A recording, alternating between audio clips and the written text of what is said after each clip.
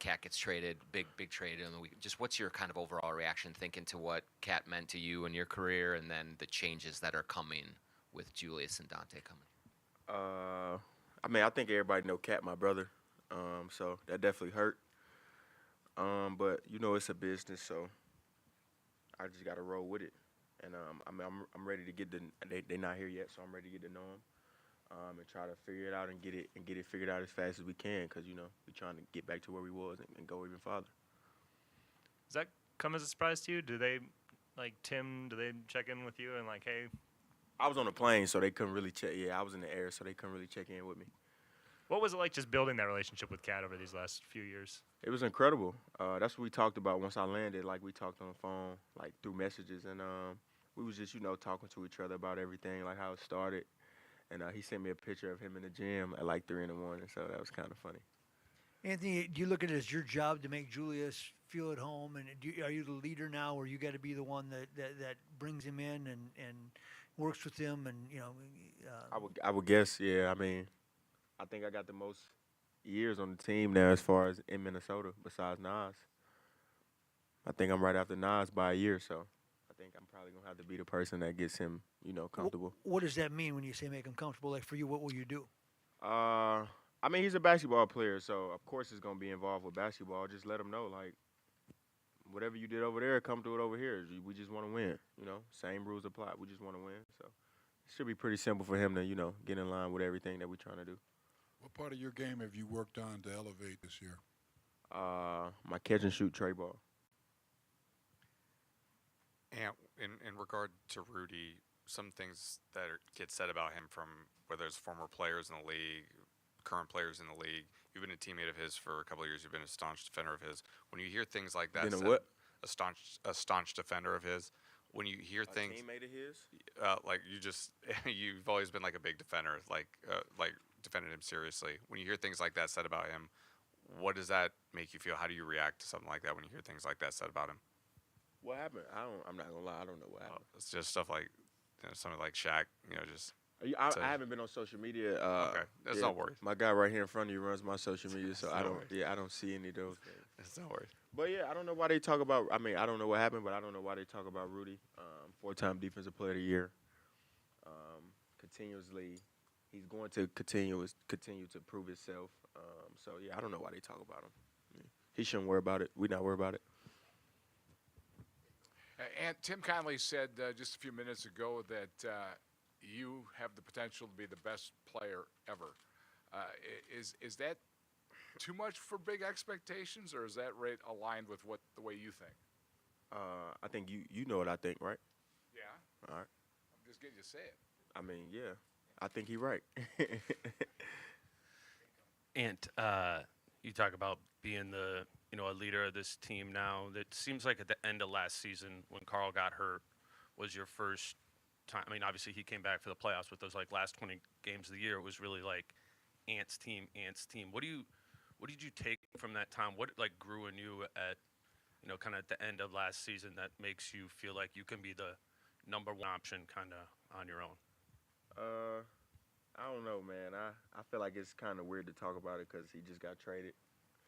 So that's my dog, man. It wasn't like a 1 or 2 situation. It was we both was the one. We just played off of each other. So I mean, I'm happy to be whatever the guy that they want me to be now. But we was just together, so it's hard for me to talk. What's the guy you want to be now? The guy that the team needs me to be, whether it's scoring, passing, defending, getting rebounds, or just showing everybody that I'm coachable. Because, Finchy, he coach hard, man. So just being a leader by example, just letting him coach me and not really, saying anything back. Just, being a good player. And last season, at the end of the season, you talked about physicality, being a little bit more in shape. You look a little swollen this year coming in. How are you approaching it, and is the team approaching it the same way, getting stronger? I like that, man. Thank you. That showed me I've been in the weight room. Yeah, that was my goals, man. Try to get in the weight room as much as I can this summer to take some fat off. And I think everybody, like our whole team been in there, man. Like I came back right after the USA and got in the gym, and everybody was here. I mean, so it was impressive this summer, and I think everybody tried to put on weight as far as like muscle. take some fat out. And I think Javar did a great job. Him, Scott, Jenna, the whole team, they did a great job of getting us together this summer. Yes, sir. And just how did the Olympic experience actually get you ready for the season? Being around, LeBron, Steph, those type of guys. Did you take any routines or see how they did, how they were moving, and just kind of what got you going right now? Just being in shape. I think that was the best thing about the whole summer. Playing basketball for 2 months, playing the best basketball of my life for 2 months, playing against the greatest players ever in practice, 5-on-5 continuously. I think that was the best thing, getting in shape. So I came back. I played 5-on-5 like my third day here, and I was still in shape. So I'm in the best shape I've ever been in. So I think that was the best thing I got out of it. And related to that, being around LeBron, Steph, KD, all these great players, as it pertains to maybe how you handle your day-to-day, your routine, what did you learn from those guys that maybe you're incorporating now about the importance of different aspects of whether it's working out or treatment or whatever? LeBron got like this little I don't want to like put him out there. He got like this little thing that he do before every game. A great routine that I stole, and I haven't been able to like implement it yet because we haven't played a game. But I told D. Hines about it, so we definitely on it. I took that from Burn. I don't know if he know, but he gonna see this, so now he know. And we're a full year into your sneaker. Fast forward now, got so many colorways out. A lot of the fans were hitting me up personally asking, what was your favorite, colorway that actually came out that you actually liked? Right now, I just got some new ones. Yeah. These my favorite right now. That's a Timberwolves exclusive? Man, these AE exclusive. Yeah. Anyone else? I fuck with him. And what can we expect from your upcoming Netflix special? A lot of laughs, especially for me. A lot of laughs, a great time, behind the scenes, super personal. It was great, man. I feel like that was probably one of the best shoots I've been a part of as far as, like, they was with me throughout the whole year, pretty much. And they was never in the way, always requested, like, ask before they just, we need you. So they was great, man. I appreciate those guys. And you talk about being the best ever. You play with some guys this summer who are in that conversation. How will you get there? Just working. I feel like that's the only way, man. Everybody talk about it. I mean, only way it is just work and go out on the court and just believe it. I think a lot of guys got a chance to be really great at this game, but I think they just don't believe it. Some guys put the work in and don't believe it. Some guys believe it and don't put the work in. So I believe it and I put the work in. So if it don't happen, it don't. If it do, it does, which probably will happen.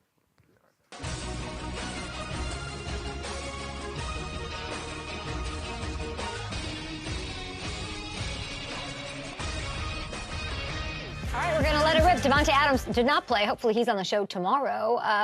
We're going to talk about those Raiders. We're going to talk about all the action, all the games. We have the cap to Week 4 tonight with the Titans playing, and we've got the Seahawks, we've got the Lions, we've got lots going on here. But we're going to start, as we do every Monday, with Luke Kuechly. We'll get to the Bills and the Ravens side of things. What a defensive performance by the Ravens. Unbelievable. Handing the Bills, Josh Allen looking the best I think he has ever looked. And he had a couple of those moments last night with that throw. That was insane.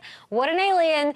But they stopped and stifled this full steaming train on its tracks. It was unbelievable. And it started really from the first snap of the game, okay? They forced these Ravens, the Bills, to punt on their opening drive, and they follow it up with this 87-yard beauty. That's an oxygen tank one. That is, give me the oxygen after this. Nice leisurely stroll here. This is the Ravens' first offensive play. By the way, who called first touchdown of the game? I said it was going to be Derrick Henry. He actually had 2. Baltimore rushes for 271 last night on an insane clip, 8 yards per carry. They have now gone over 270 on the ground back-to-back games. Last team to do that, coincidentally, was the Bills 9 seasons ago with my good friend Shady McCoy, who's looking for a wife, and Tyrod Taylor. All of those loaded Ravens run games that we have seen over the years, guys leading the league in rushing, they have never done what this Ravens squad is doing right now. And I love that it was in front of their home fans. Big game. bit wobbly. Thought it would be like a more even match. It wasn't. Lamar and Derrick Henry, that combo is something special when they can make it work and have it all working at the same time. The O-line seems to have gelled to another level. Who's going to stop them? You cannot tell me this is not the best team in the NFL right now. I'm not a power rankings gal. Who are you going to put above them? The Vikings? Maybe. They're deserving, of course. Look at their competition, taking down the Niners, the Packers, taking down juggernauts, looking super well-balanced defense, offense. Sam Darnold. Are you buying the Vikings more than you're buying Lamar Jackson and the John Harbaugh and the Derrick Henry and the amazing defense of the Ravens? Ravens are the best team in football, by far. Even though the record doesn't state it, Vikings fans come for me. Yeah, I don't know. It's taken a couple weeks, I feel like, for this team. I mean, the NFL is kind of in a bit of a crawl, in my opinion. A bit of a crawl. We haven't seen the best football. I don't think out of any team we haven't seen the best football. Yeah, but I mean, maybe the Saints. We'll get to them. But this might be the most dangerous team. Actually, it is. It's the best team. And 0-2 to 2-2, the Ravens are getting the third best odds, as you see, to win the AFC over on FanDuel Sportsbook. Chiefs injuries, they continue to mount. What do we do with Rice? What do we do there? They're, losing 10-zip to the Chargers for most of the day. With the Ravens and what they just did to Buffalo, this might be time to get on board. Nobody has looked better over the last 2 weeks in the AFC. They get the Bengals. It's a tough one.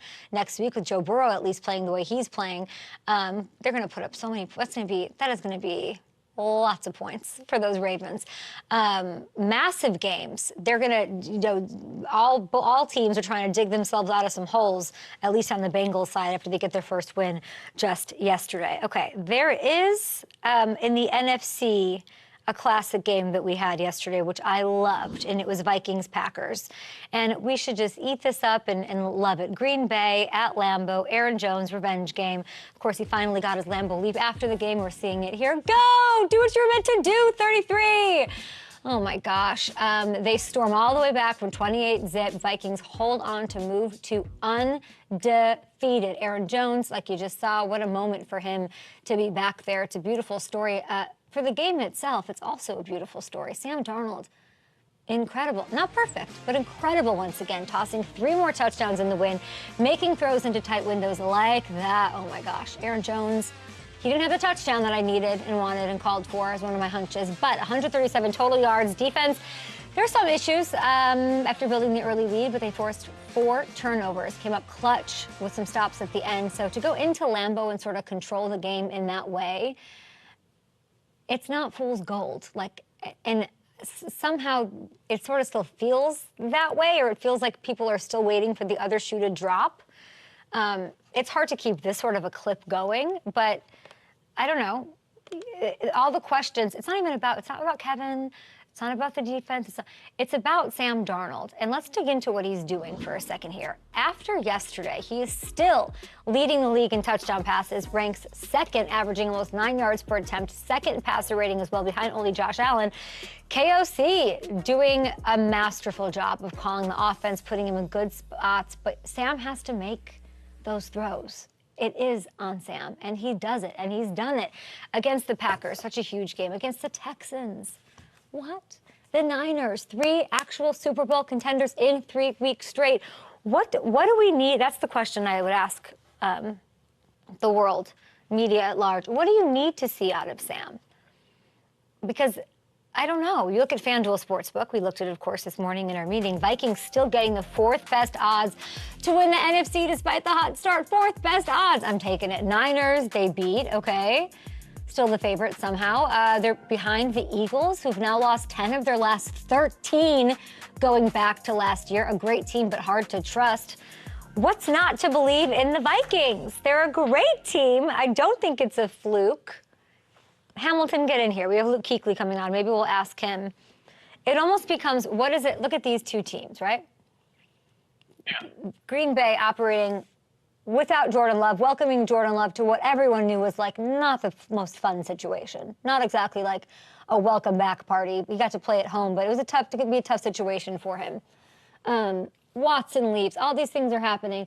But I think a lot of people, if you were to go and go out to SoFi before a game and ask 100 people who they have more faith in, they would pick, I think 97 people would pick the Packers.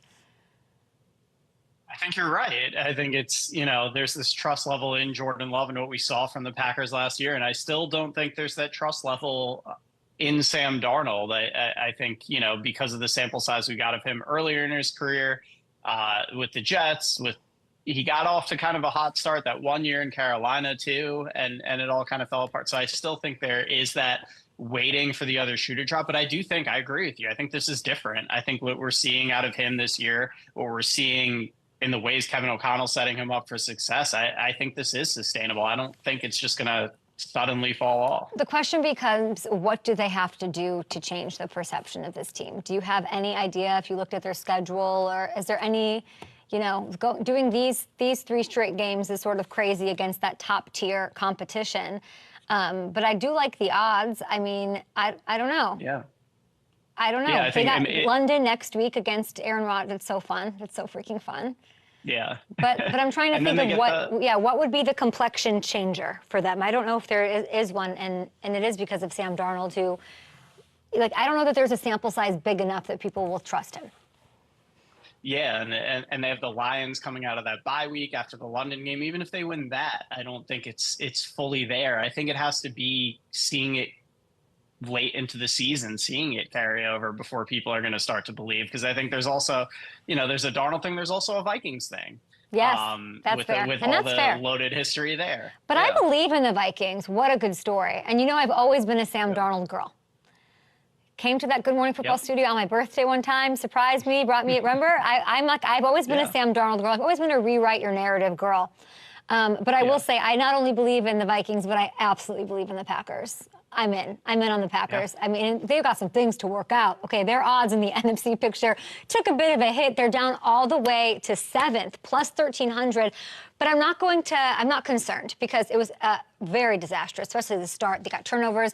This field goals thing, Hamilton's texted me about field goals all day yesterday. We know that there's a problem here. But Jordan Love, he didn't look super comfortable with the knee, especially early. He kind of settled in. You hate losing a divisional game at home, especially when you start that poorly. You sort of put yourself in a massive hole. But the way they rebounded, I thought, said a lot. We're not going to overreact because they lost. I think they'll be fine. The biggest concern is, in fact, the kicking game. Missed kicks. Woof. And this is like, is this like embarrassment of riches? This is the one thing to complain about the kicking? No. Because if you are a true Packers fan, or if you've ever been in love with one or had one in your family like I have 2 nephews, missed kicks cost them big in the biggest spots last year. Playoff game against the Niners. Big is the most glaring example of that. And it's continued this year with this rookie, Braden Narvison. And the rest of the team I sort of feel comfortable with, and they'll push and edge for a Super Bowl. I think so. But Goody. I think you might have to go over to Cheesecake. What is it called? Cheesecake Heaven in Green Bay? Yep. Go over to Cheesecake Heaven. Get yourself a slice of something and really think, do I need to make a move here? And enjoy my key lime pie, but get ahead of it before history repeats itself. So that's what's going on with the old Packers there. And I think that's it. Let's take a short break here. Hold on. I wanted to say, because we had that in there twice. Okay, that's all I wanted to say about the Packers. But let's get to Cardinals Commanders here, because this is a team, we got to get to, we can't go on without giving Jaden his love, right? Electric, once again. They took it to the Cardinals. This is win number 3 straight for this team. Kevin Durant joins FanDuel, and he says, I'm picking the Commanders every week, and ooh la la, voila, here's what's happening. He's completing a ridiculous 86% of his passes. It can't continue, right? He ran for 47 yards and a score, even after throwing his first career interception. It was like nothing happened. Who cares? Because he bounced back from it like it didn't go on. This offense has punted once in a 3-week stretch. Once in 3 weeks. 3rd in the NFL in scoring. 5th in total yards. Running this offense like a vet. Kudos to Clint Kingsbury, to him. I can't get over the extras, how poised he is, how put together he is, and he does not force things. I'm waiting. It's almost like I'm waiting for the rookie moment. When is it coming? Who's handing it to him? But we're witnessing something really special right now. He is an absolute problem. And historically speaking, he now has the highest completion percentage through the first 4 weeks of a season in all of NFL history. Not among rookies, among any quarterback that's ever played. That beats Tom Brady's mark. from 07. That's right, from their undefeated 07. Clifford, good on you. Salute to Clifford here, Mr. Air Raid from Texas Tech, and a Pinata punching bag, his draft house, whatever. Like, this was a question about coming into this year. Is he the guy? What will he look like? What will Cliff do? He has done an incredible job with Jaden. And you know this one meant a little more to him going up against his former team. And if you look at this moment in the locker room after the game, they have so much juice right now. You guys got to go check it out. Here it is, Dan Quinn and company. A number of game balls that will be issued out, I'm sure, tomorrow. But there's one motherfucker that ain't leaving this city without one. Cliff!